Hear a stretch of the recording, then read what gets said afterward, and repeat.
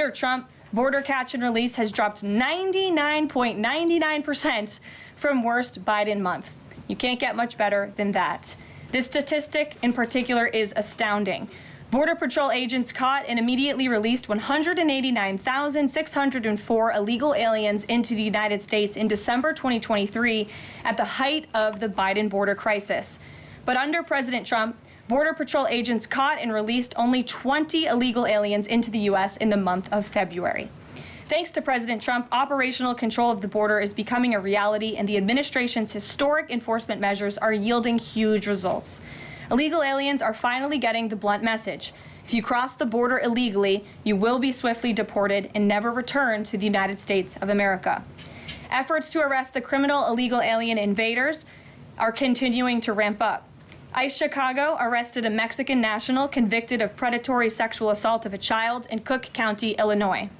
This week, ICE Denver arrested a Mexican national convicted of sexual assault of a child in Houston County, Texas.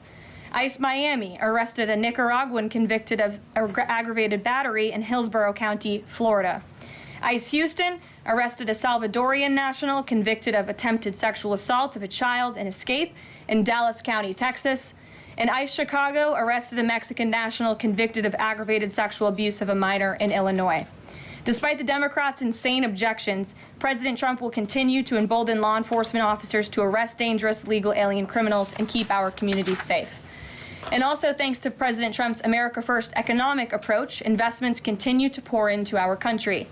Swiss pharmaceuticals company announced they will be investing $50 billion in the United States over the next 5 years, creating 12,000 new quality jobs. Regeneron Pharmaceuticals also agreed to pay Fujifilm Technologies more than $3 billion over the next decade to help manufacture its medicines in the United States. It's a top priority for President Trump to ensure we are producing critical medicines and pharmaceutical drugs right here in America, and that is exactly what we continue to see happen every day. In other news, the Trump administration has announced we will put an end to Joe Biden's illegal student loan bailout attempts. No student loan has been referred to collection since March of 2020. That comes to an end. On May 5th, the Department of Education will resume involuntary collections for borrowers with defaulted federal student loans.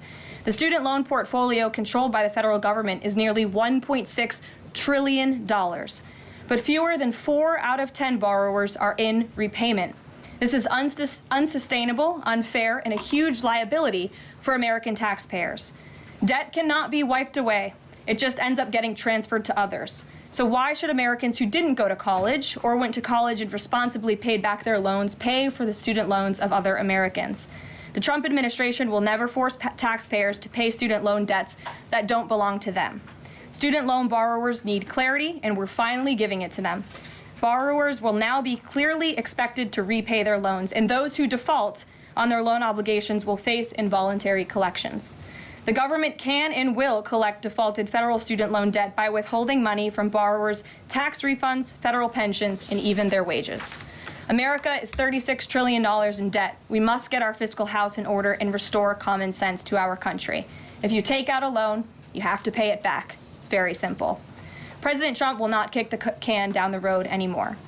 Before we open it up to questions today, I want to commend our pool photographer who is in the room with us today. ABC News photojournalist Melissa Young is retiring after 44 incredible years on the job, covering here at the White House.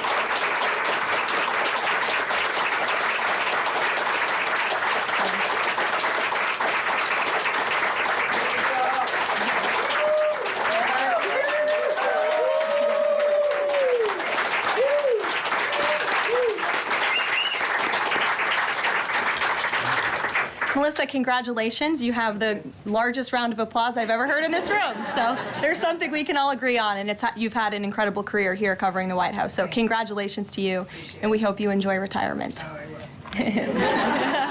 Sure you will. And everybody else in the room will be very jealous of you as you're enjoying your rest.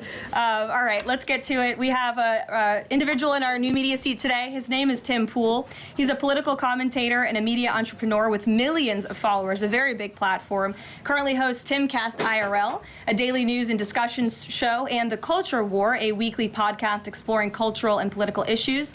His programs feature in-depth conversations on topics such as free speech, censorship, identity politics, and societal change, often engaging with a diverse range of guests. He's in Washington today because we are also hosting a local media row across the street in the Eisenhower building, which is a testament to our commitment to bring new voices into the White House to cover the president and this administration. So, Tim, why don't you kick us off today?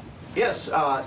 Many of the news organizations that are represented in this room have marched in lockstep on false narratives, such as the Very Fine People hoax, the Covington smear, and now what's being called the Maryland Man hoax, where an MS-13 gang member adjudicated by 2 different judges, I believe, is just simply being referred to as a Maryland man over and over again. Now, in an effort from the White House to expand access to new companies, you've created this new media seat. So I'm wondering if you can comment on following this expansion, you've had numerous outlets disparage the companies that you've had sit here, as well as the reporters. I'm wondering if you could comment on that unprofessional behavior, as well as elaborate if there's any plans to expand access to new companies. Sure. Well, we certainly welcome diverse viewpoints in this room, which is one of the reasons we have you in here, and there's many new faces in this room in comparison to the previous administrations. We want to welcome all viewpoints into this room. We welcome unbiased journalists who really care about the truth and the facts and the accuracy, and you rightfully pointed out the Maryland Man story, which I, from this podium, when The Atlantic published it on that very first day, I came to this podium and said, this is wrong. The press in this room have this story wrong, and we have seen more and more evidence come to the table that we have had all along. We were always right. The president was always on the right side of this issue to deport this illegal criminal from our community. And it is despicable to see the media continue to refer to this individual as someone who is just a peaceful man living his life in Maryland. This was and always has been an illegal criminal, an MS-13 gang member, and a designated foreign terrorist. And the administration maintains our position to deport these individuals from our communities. So thank you for being here, Tim. It's great to see you. Thank you. Dasha, why don't you kick us off? Thank you, Karoline. You're welcome. I really appreciate it. I have 2 questions, one on the Pentagon and another on the economy.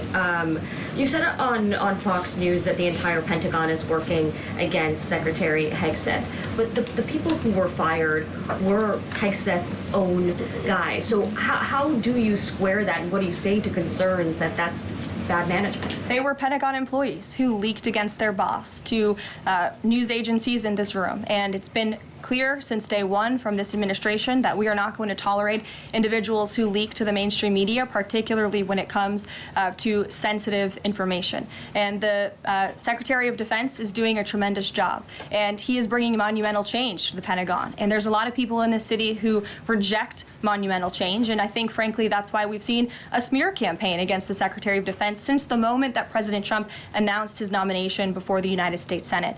Let me reiterate, the president stands strongly behind Secretary Hegseth in the change that he is bringing to the Pentagon, and the results that he's achieved thus far speak for themselves. Is there an FBI investigation into the leaks? The Secretary said that these people would be prosecuted, so is the FBI investigating? You'd have to ask the FBI, you have to ask the Department of Justice on what they plan to do, but certainly we take leaks with the utmost seriously across this administration. You've seen people fired from the Department of Homeland Security. The president has made it clear it's an unacceptable behavior. And on the economy, Karoline, Peter Navarro said that it's perfectly possible to do 90 deals in 90 days. We haven't seen one just yet. How soon might we see a deal, and what evidence can you share that progress is being made in these trade negotiations? Sure. Well, I spoke to our entire trade team this morning. There is a lot of progress being made. We now have 18 proposals on paper that have been brought to the trade team. Again, these are proposals on paper that countries have proposed to the Trump administration and to our government.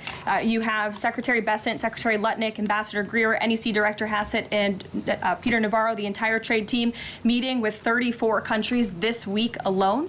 We are moving at Trump speed to ensure these deals are made on behalf of the American worker and the American people. And just yesterday, it seemed to get a little bit lost in the news, and I think it's a disservice to the American public that it did. The Vice President announced terms of reference for a trade deal with India. That is a big deal. We know when we look at the numbers, the monetary trade barriers and the non-monetary trade barriers from India, they have been ripping off the United States and American workers for a very long time. So the fact that the Vice President with Prime Minister Modi on that trip in India announced these terms of reference, which is essentially a framework to move the ball forward to sign a good trade deal between our two nations, is great progress, and it speaks to the work ethic and the real labor that's being put into this effort by the President's trade team. Sure. Go ahead. Does the proposals that you talk about, is that enough to extend the pauses on these reciprocal tariffs, or does the President need to see, these deals inked and signed to offer any sort of additional extension beyond the 90 days? Well, look, ask me in July when the deadline hits. I know I'll be answering those questions from all of you in this room. There's a lot of time left, and the President's trade team is working, again, at Trump speed as quickly as they can to ensure that these deals can be made. Are any of those conversations yet with China happening? I actually do have something to share on that. I asked the President about this before coming out here, and he wanted me to share with all of you that we're doing very well in respect to a potential trade deal with China. As I mentioned, there have now been 18 proposals in more than 100 countries around the world who are wanting to make a deal with the United States of America, and the President and the administration are setting the stage for a deal with China. So we feel everyone involved wants to see a trade deal happen, and the ball is moving in the right direction.